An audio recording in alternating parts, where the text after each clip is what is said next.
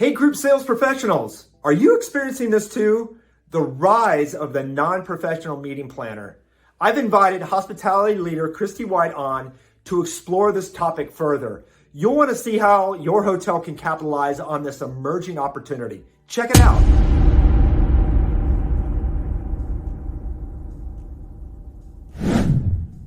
Well, hi, Christy. So nice to see you. Welcome to the InSync Show. Thanks for having me, Cory. I'm excited to be here today. Hey, is this Monday? Yeah, I think it's a Monday. I appreciate you guys. I know sometimes it's tough to get rolling on a week here, so I appreciate your time. We're going to talk a little bit today. I saw your article, immediately got my attention. On where else? LinkedIn. Yes. The biggest MPI event that's going on 24/7 online every day. LinkedIn, guys. The rise of the non-professional meeting planner. Oh my gosh, you just immediately gave me, when I was reading your article, you're like, oh my gosh, this is amazing. So I had to have you on to talk a little bit about that. Could you give us a little bit of where you're from and a little intro about yourself? It'd be great. Yeah. So my name is Christy White, and I am a lifelong hospitality professional. I started as a way to have beer money, so I didn't have to ask my parents for drinking money on the weekends, and decided that this was what I wanted to be when I grew up. I worked on the hotel side for, I don't know, 15 years, and then switched over to the vendor side of the world. And I've worked in revenue management. There are only two positions I've never held in a hotel. I've never been a general manager, and I've never been a maintenance engineer. But every position in between, I have done that job at some point. From the vendor side, I worked for a distribution company, for a social media company, revenue management company, you name it, from the vendor side. So run the wealth of that. And now I'm actually doing private consulting on my own. And my focus is on helping hotels understand all of the data that they have. Because, we're really good at measuring what's going on right now, but we're not really good at going back and taking a look at what happened in the past and how we might functionally learn and improve from that. Fantastic. God, I'd love to learn more about your consultancy. I read a little bit about it, so I'm looking forward to learning a little bit more. So much that you've taught me just in the last half hour. We haven't got rolling here. And I just got a fire hose of information from you. So I'm super excited to dive in here. The rise of the non-professional meeting planner. What is it? And why is this a new trend you're seeing? Well, it's a shift in how companies are doing business. If you think about it, meeting planners were as decimated as hotel sales due to the pandemic. So a lot of companies realize that, we're not going to be planning meetings for a while. So why do I need this specialized person that plans meetings for meetings that I'm not having? And now, as things have more or less recovered and they're starting to have meetings again, you are now seeing that they're looking at this pending recession that's sort of looming and going, maybe we don't hire that position back. Maybe we find people internally to do this for us, because we only plan 6 meetings a year. Why do we need a dedicated body for that? You've got, and I'm not talking about the Googles of the world and companies that spend literally millions of dollars. They're always going to have professional meeting planners. But those small regional companies that only do a handful of this, we talked earlier about companies that have drastically reduced their footprint from a physical space perspective. And they've got to bring people in to onboard them, to teach the values and different things like that. They don't have the space to do it. So now they're doing it in hotels or in WeWork spaces and things like that. And they don't have a dedicated person to plan that. So I'm calling it the non-professional meeting planner. But what I also like to do, it's the person that's got a job, and this is now their in the job side hustle. Right, love that. Maybe it's the HR person planning that onboarding event, or it's the CEO's assistant planning an executive retreat.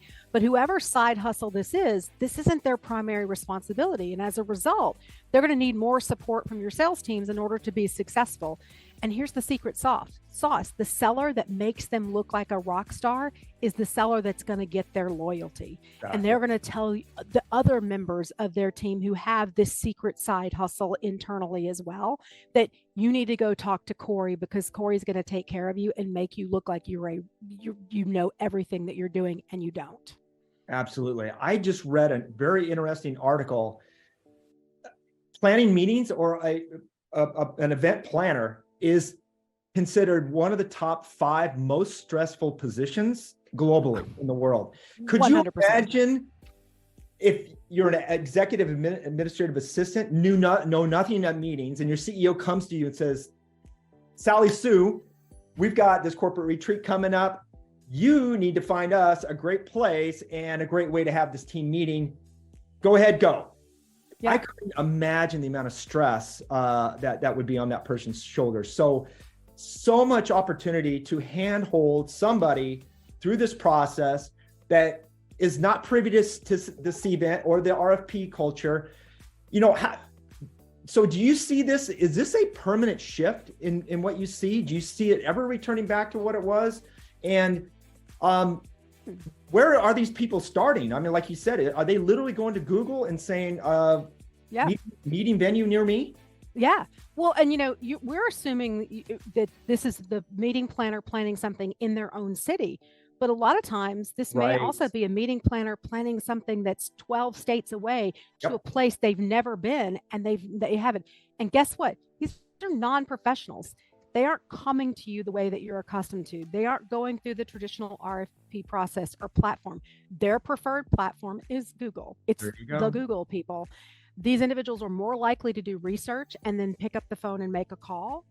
So your best foot forward is going to be your own website and making sure someone is answering the phone, which means it's time to take a look at your sales team and marketing strategies to make sure you're doing what you need to do to capture these non-professional planners.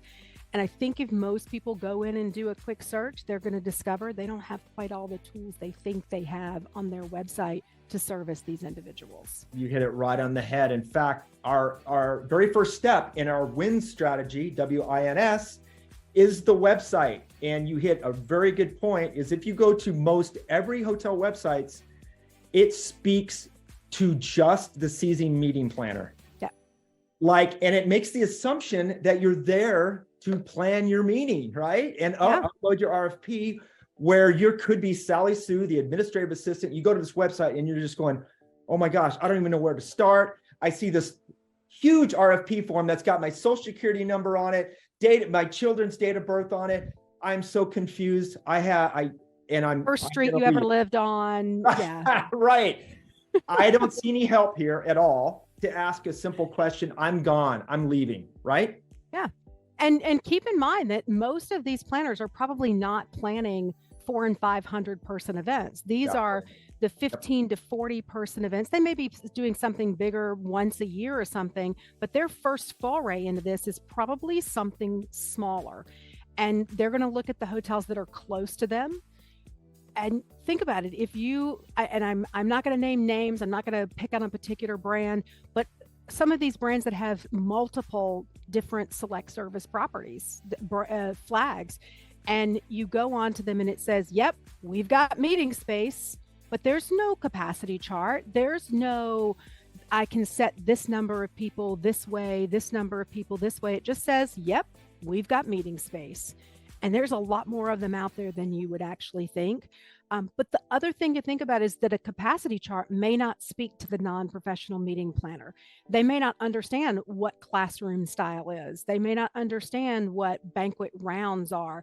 So if you don't have nice visual imagery so they can sort of see what that looks like so that it fixes in their brains, you may also lose out on that as well. So making sure that you're speaking to the people that, like me, I'm a data girl. You show me a table with numbers in it, I'm like, yeah. But I know a lot of people that they need to be able to see it. I have a lot of friends. I'm the creative person. I'm on the opposite side table of you. And so make sure that you can speak to those. And the big guys, they usually take care of that. But some of these smaller hotels and that sub 3,000 square feet of meeting space don't do as well as they possibly can. And I'm not talking about independents that would have to build this. I'm talking about some of the brands that are not doing an especially good job of that. The other thing that will drive me, so we said the Google is the place that they start. Right. Is you type in hotels with meeting space near me. Right. and there's all of, 7 or 8 of them come up, and I click into one, and what does it do? It takes me to the generic website for them. So it's talking about all their guest rooms and the pool and the water slide, or whatever. And I am here to talk about meeting space. Right. Let me land on a page that talks about meeting space, because for each click they have to make, there's a likelihood that they're going to abandon the process and move on to the next facility, because this is their in the job side hustle. This is not their full-time job. So make it visual, make sure that they're landing in the right place, and make sure that you've got places that kind of walk them through what that process is to look like. Very good point. We talked about the patience level of everybody, especially those that are maybe a little bit younger than us, that don't necessarily have that patience level. I have zero patience. I'm just going creating those extra barriers, like you said, it is so important. But however, hey, maybe this is all for naught. You and I are just talking about this. It's not necessarily, it should be a high point of a hotel's attention, or maybe it should be. Why should hotels pay attention right now? Do you see this as a significant part of the meeting space business? Is it just going to be, here today, gone tomorrow? Is it just 5%, 10%? Or do you see this becoming actually something much larger as the overall picture of somebody's group, or the entire revenue stream? I think it's going to become much larger. I think for the next 2 years, we're going to have to deal with the non-professional meeting planner. Now, granted, once they get a few of them under their belt, they're sort of no longer non-professional. They've reached the amateur status. They could compete in the Olympics for the gold, but they're still going to need some handheld holding. So as part of this, but this is also going to extend to the professional meeting planners as well as we get deeper into it, is we've got to start making it easier to do business with us. Speaking about the non-professional, this is those people where their meeting it's their in the job side hustle. They don't have time for a lot of hunting. You've got to give them the tools to make a decision on your website. And also, and here's the fun part, give them the tool to book it if they want. Yes. It means having a strong group and meeting booking engine on your website. And often these meetings are smaller, so the individual will feel comfortable planning it all online, assuming you've laid out everything and you're sort of walking them through the process. Let them do it, but also have a way that they can fill in a form if they need more information. If they decided, this is a little more than I thought it was, let me just get someone to call me. And a lot of hotels, Cory, are scared of this because they feel like the hospitality goes away when meetings become self-service. I've had them tell me this, but that isn't true. Wow. The hospitality is still to come with the follow-up on their booking, how you service them once they set foot on property, how you follow up with them after the event. Having a process for this is what you're going to do to turn them into rabid fans that come back every single time. Because here's the trick. Takes almost as much energy to book that 40-person event as it does to book a 400-person event. If you can get those small meetings to just do it all online, and all you've got to do is send them a contract, and if you automate that, more the better. Totally. But you can just pick up and say, oh, hey, Cory, this is the 3rd time you've planned this. You forgot this thing. Did you mean to? Was that an oversight? Because I can go ahead and get that added to everything for you. That's where you make Cory start to look good. But now you're freeing up your sellers to go hunt for the big things, to go find new business that you're going to have to look for.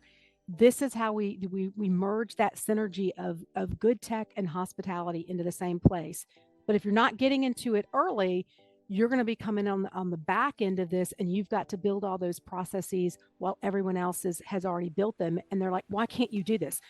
XYZ hotel can do this. Totally. Get in there and do it now while you've still got the time and people are patient. Because in like 6-8 months, no one's going to be patient with this process. No doubt. In fact, you hit it right on the head. Is that old traditional mindset of not being hospitable. I will take that one step farther, and not giving the prospect the choice to do that on their own, to me, is almost like you're forcing me to do something I don't want to do. I'd much rather do it myself. And now I have to pick up the phone, or I have to get in contact with you.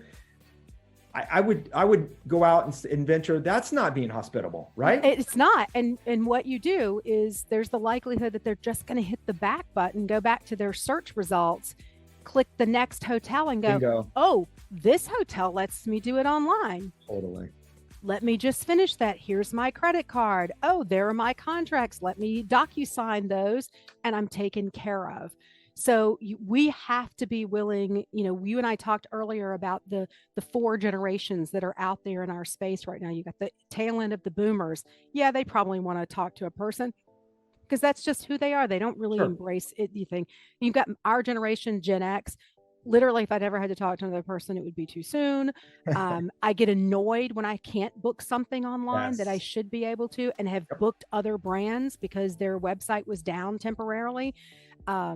And then you've got the millennials who are even more insistent about it. And then if you watch any TikTok about Gen Z rather, you're going to see these are the guys that they're not going to pick up the phone. They don't want to talk to you. If they can't do it online, they're not going to do it. We have to be prepared and embrace. We have to service the customers where they want to be serviced. That is a absolutely beautiful point. Do you think, something just came to me, and you mentioned it, hotels have made it traditionally hard to do business with them, right? You kind of made that point. Do you think that that's one of the reasons why it's brought up the element of, you've got so many hotels relying on OTA business, because the OTAs have done a really good job of creating an amazing user experience. And now, with Steve and the third party, is it because they've somehow figured that out and they're actually doing that for hotels? But if hotels were able to reimagine the buying process and do it themselves, they could capture more direct business, which I'm assuming direct business is better, right? From the leisure and as far as the group. Yeah, I mean, it's absolutely better because you have that ability to develop that relationship with the planner and make them loyal to you. Yep. Maybe they're not necessarily loyal to your hotel, but they are loyal to you because you take care of them. You make them look like a rock star every time they walk in the door. And let's be honest, everybody wants that. That is a visceral feeling. And if you can instill that in your customers, then you're always going to do that. And there may be the chance, unless they have an organization that requires 3 or 4 bids to come in before they make a decision, it may be that they don't even bother to run an RFP. They just drop you a note, or they go on your website and they book you and take care of it there. That's what we're looking for as we move into this, is what do we do to make me the only choice they want. They don't need choices. They've already made the choice, and they made the choice because of the service that you provided them. One thing I will pull out on that is from a seller perspective, is because we are going to have these novices out there, is we as hotels have to educate our sellers on how to guide the novices. Absolutely. For so long, we've dealt with professional meeting planners, and we could use our lingo because they knew the lingo and they could speak it. But guess what? Some of these non-professional planners, they don't know what a rooming list is. They don't even know why it's needed. So be prepared to walk them through that process, whether that's a document that lives on the thing. Maybe create a document that's for the first time meeting planner, what to expect. We still have issues in some of our hotels where we don't have all of our outlets open, or they have limited hours, or you're not getting the service that most travelers are accustomed to. Give these planners something that they can communicate to their attendees to ensure that their attendees have the best experience at your hotel. My husband manages a hotel. They're not doing daily service. Most hotels still aren't doing daily service unless you request it. Well, if the planner tells their constituency beforehand, they're much more likely to listen to them than they are to read your confirmation emails. So partner with them on what that communication looks like, so that everybody's prepared that you can't book anything in the spa, or our spa is really busy. So if you do want to book in the spa, you need to book a minimum of 72 hours in advance. Let them know that, so that they can make sure you're setting those individual constituents up to be successful when they step on property. And that can be done during the selling process or after they've booked. But if you don't have a process to educate these novices, it's likely never going to happen. And you're going to create a disconnect, which means the next time they book, they're going back to the Google. Absolutely. In fact, using marketing automation, some things that we do here at Lures is you can automate a lot of this and make it look very highly personalized, right? So you got a much more consistent user experience, like all the points you just you just said, so you can literally reduce your workload, use technology to touch somebody very high level, continue to educate. You hit a really good point. I seem to think a lot of salespeople undervalue their importance of themselves in the process. Yes, I think you're right. Do you think it's because they've been dealing with maybe meeting planners that they are seasoned, they know pretty much, after being in the business for 25 years, they've got all the answers. Do you think they haven't necessarily had to handhold so much? And it's been more of a transactional, where now you're seeing a lot of new green people come into the space, but the salespeople are still kind of in that robotic mode, and they don't seem to think that their own educational process, like you had just talked about, would be maybe of value to somebody that's new into the process. I think there's two pieces. You've hit the nail on the head with the first one, is that we've not had to, because we've been dealing with professional meeting planners for so long. And you've also been dealing with a lot of planners that plan the same event over and over and over. And this is just the way we do it. And just for the love of God, can you do it the way I told you to do it? And they're not open to new and exciting ways to do it. So things like they do rounds of 8 for a big giant meeting where you're going to have a talking head up on a stage. Well, guess what? You would do better to do half rounds, so that no one has their back to a table. How many times have you come into a meeting room late and you have to get at the top of the thing and you've got to turn your chair, and now you're making notes in your lap? As opposed to if you just spread everything out a little bit more and gone to rounds of 4, so that no one had their back to the table or to the speaker, would have been a much better thing to do there. So those are things that I think sellers can help with.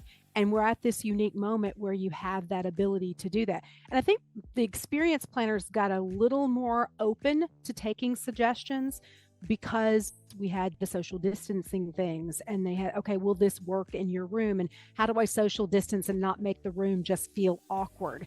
And that's where the sellers could step in.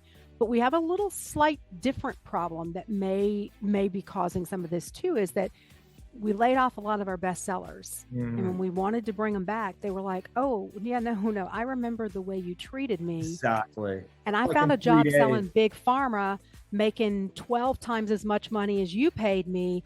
And I only really worked like 6 hours a day, 4 days a week. And I just got back from my incentive trip to Hawaii. So I'm going to have to say no. Not even no, thank you, just no. Yeah, and you can't blame them either, right?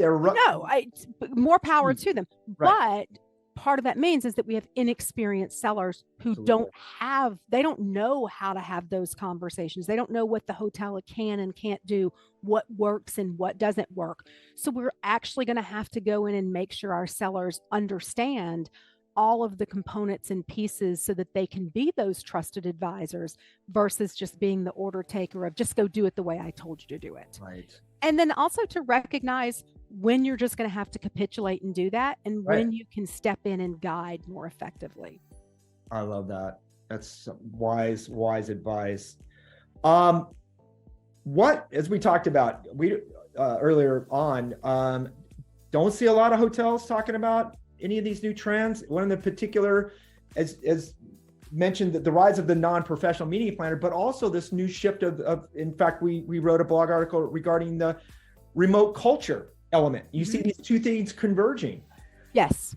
Don't see a lot of hotels talking about. In fact, I read the first article I read on this remote culture was in HubSpot. And then I read another one in Advertising Edge. It's because their marketing agencies were looking to do this, and they documented the whole scenario. There wasn't even a name for it. They didn't have anything named for it. Don't see anybody in the hotel industry talking about it. So the thought of them really proactively looking to capture, or at least begin to nurture this type of business. Where should hotels start with right now to begin to look at some of this as a viable piece of business that they may be missing out on, actually? Your sellers are going to have to be prospecting in addition to responding to RFPs. We can't ignore the RFPs, because that may be a bird in the hand. It may not be, but it may be, and that you have to do it. When's the last time you went and called every person who's ever done business with you prior to the pandemic, especially the ones that you haven't heard from since the pandemic. Because chances are most of your old contacts aren't with those companies any longer. They've either moved somewhere else or they've moved out. Chances are that company is still having events, but now it's the in the job side hustle person who's planning it. And if you're not making the phone calls, if you're not dropping the emails, if you're not, doing the things that you need to do to sell, you're never going to find them because they went on the Google and they found someone else. I'm actually in the midst of writing an article about, the devil's in the details and the details are in the data. We've recovered so very quickly in the last 12 months, and occupancies are back. ADRs are still growing, although that's beginning to slow just a little bit. We saw the luxury market take a little bit of a dip last week from an ADR perspective, but ADRs are still super strong. And we're just like, oh, it's all great. But has anyone actually gone and done the comparison to say, okay, who were my top 50 transient customers pre-pandemic? Who were my top 50 group customers pre-pandemic? And what do their volumes look like now? And where's the delta? And then start hitting those customers and saying, is this the new norm? Or did, for whatever reason, you find someone else during the pandemic that's your new best friend? And how am I going to reestablish that? Because I would be willing to wager that at least 50% of that business, you haven't recovered. You're just so busy elsewhere that you don't know it. Right. And that 50%, most of that is not because it hasn't recovered. It's just that it's recovered somewhere else. Absolutely. So, go in there. So think about all the business that you're getting right now. If you went through this exercise, could you actually have more business and business that's long-term, that's not going to contract if a recession hits? Those are the things that we functionally need to be looking at, and our sellers need to do that. We're going to have to reach out, make friends with our revenue managers and say, hey, can you do the data analysis for me? And then we'll go do the lift if you can do the front end of the work for us and let us know where we have these gaps. Good, really, really good point. From a website perspective, we touched earlier on this as well. Definitely seen that there's seems most every hotel website I go to, like we talked about earlier, is talking to a general audience, high level. Do you think that hotels really need to sit down and re-examine their website experience as a critical part of this of nurturing a non-professional meeting planner? Yeah, I absolutely think they do. I mean, think about it. If you went to that meeting planner page and there's one quick question that says, are you a professional meeting planner? An amateur meeting planner? And, I'm not saying this is the wording that we'd use. Please consult with a marketing professional and get, and have them wordsmith this for you. Or are you a first-time meeting planner? And let them kind of guide through there and have different landing pages inside of that once they click that, so that they have a different experience than they want. I think that will streamline things. I mean, you're still going to, it's not like you have to recreate new stuff every time. You're just, going a little deeper into the weeds as you go from the professional down to the down to the first time meeting planner. Absolutely. Because that's what's actually going to drive into that and help them understand, just giving some more detail in each step.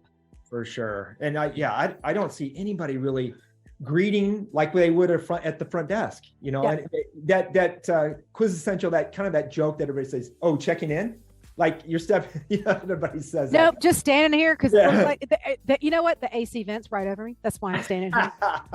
But it annoys me when I say this. I stay in hotels a lot, and I have two brands that I tend to lean into, and I know the front office system for both of these brands. And I'm a frequent stay with them. I have, I'm platinum or whatever the top tiers are. I'm not going to say what they are because I don't want to give away the brands. And the overlay of my information is right there on their screen when they pull up my reservation.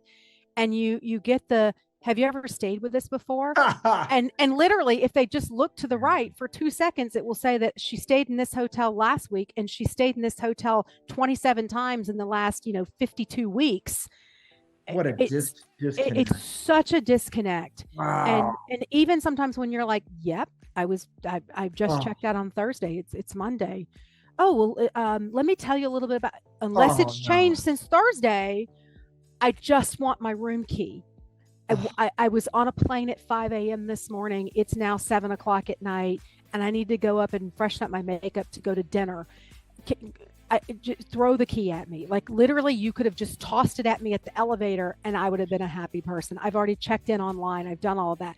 So it's that, some of those processes that we have at the front desk. I love when I check into a hotel and they're like, "Welcome back, Miss White. It's a pleasure to see you again." That makes the day. We know that you prefer a high floor. We've already got you booked. I see you've checked in online. Do you want one key or two keys? And here's your key. Go with God. Have fun. Exactly. Let us know if you need anything. And I think that we've got to sort of take that approach in the way we manage our websites from a group sales perspective, because it's just going to help guide those processes forward. And that all needs to be part of your online booking process as well. Totally. That's such a really, really good point. Yeah, there's nothing more annoying than checking into, and then especially somebody that's frequented their hotel. You come in there like they've never seen you before. Immediately got a bad taste in your mouth, right? So you're walking in versus the other illustration you talked about, where they knew specifically that you like to be up towards the top floor. What a stark difference between you're kicking things off on the right foot versus you've already started off with the bad negative, trying to recapture some of that. So I could not agree with you more. Hey, I could sit here and talk with you for hours about this. In fact, I'd like to have a follow-up interview if you wouldn't mind. So you tell me when and where, and I'll be there. Awesome. Well, Kristi, it's been so nice to chat and get to know you. Like I said, I've seen you around LinkedIn quite some time, and looking forward to our follow-up conversation. I am too. And let me know what I can do for you. For all of you hoteliers out there, these novice planners are going to learn, but until then, you got to make sure that your hotel's doing everything it can to make it easier for those individuals to work with your hotels. And that's going to mean developing strong relationships that last for a very, very long time, because here's the catch. The first person that makes them look like a rock star and makes it easier for them to do business is going to have their business for life. And that's what we're shooting for. And once you make them a rock star, you deliver on that promise, they're going to tell 5 other people, right? Absolutely. That social proof. And that's what we're all looking for. And now your pipeline's full and you're just sitting back, eating some bonbons or I don't know, whatever it is you like. And maybe you're not even responding to RFPs anymore, right? Because you have so much direct business coming in. Or better yet, you're just responding to those RFPs to fill gaps, because we're all going to have them. We're going to have them forever. What if we could use them to fill the holes that we have versus needing them to be a primary source of our business? Love it. Being proactive versus reactionary, right? Yes. That's when you're controlling your sales process. 100%. And that's where we should all be. It's where we used to be. We got to get back to it. Love that.